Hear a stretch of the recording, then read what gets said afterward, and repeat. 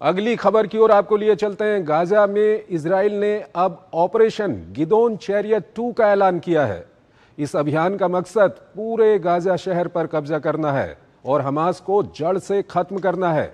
इसके लिए 60,000 रिजर्व सैनिक, आईडीएफ में पहले से मौजूद 70,000 पुरुषों और महिला सैनिकों के साथ मिलकर गाजा शहर के बाहरी इलाके में अभियान चलाएंगे। आपको बता दें कि अंतर्राष्ट्रीय स्तर पर हो रहे विरोध को दरकिनार कर इजराइल इस प्लान पर आगे बढ़ रहा है।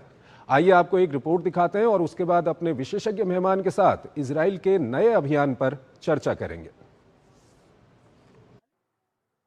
गाजा शहर से निकल जाने का एक और आदेश जारी हुआ। लाखों लोगों को शहर को छोड़कर दक्षिण की ओर जाने को कहा गया। हालांकि गाजा के लोगों के लिए ये कोई नई बात नहीं थी, लेकिन ये कवायद इजराइल के गाजा सिटी पर कब्जे की राह में भौतिक रूप से एक अहम कदम है। सेना ने हमले के प्रारंभिक चरण की शुरुआत का ऐलान कर दिया। इसके तहत आईडीएफ गाजा शहर के बाहरी इलाकों पर नियंत्रण हासिल कर रही है।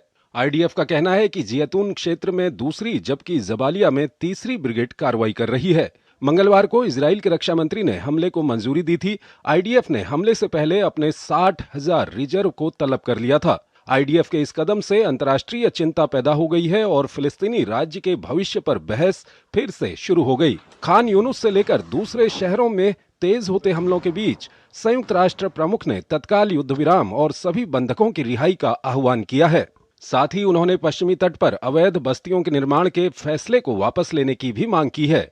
इजराइल के कई सहयोगियों ने भी इस योजना की निंदा की है। फ्रांस के राष्ट्रपति मैक्रों ने योजना को दोनों पक्षों के लिए विनाशकारी बताते हुए कहा कि ये पूरे क्षेत्र को स्थायी युद्ध की ओर धकेल सकती है।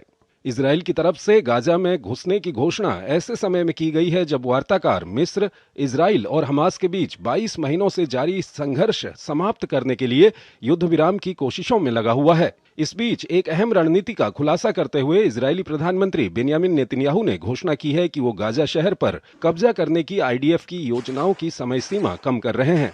ये घोषणा रणनीतिक मामलों के मंत्री रॉन डर्मर द्वारा पेरिस में कतर के अधिकारियों के साथ वार्ता पर चर्चा के एक दिन बाद की गई। नेतन्याहू ने कहा कि उन्होंने सेना को आतंकवादियों के अंतिम गढ़ों पर कब्जा करने और हमास को हराने की समय सीमा कम करने का निर्देश दिया है। नेतन्याहू ने आईडीएफ से साफ कहा है कि इसके लिए 5 महीने नहीं दे सकते।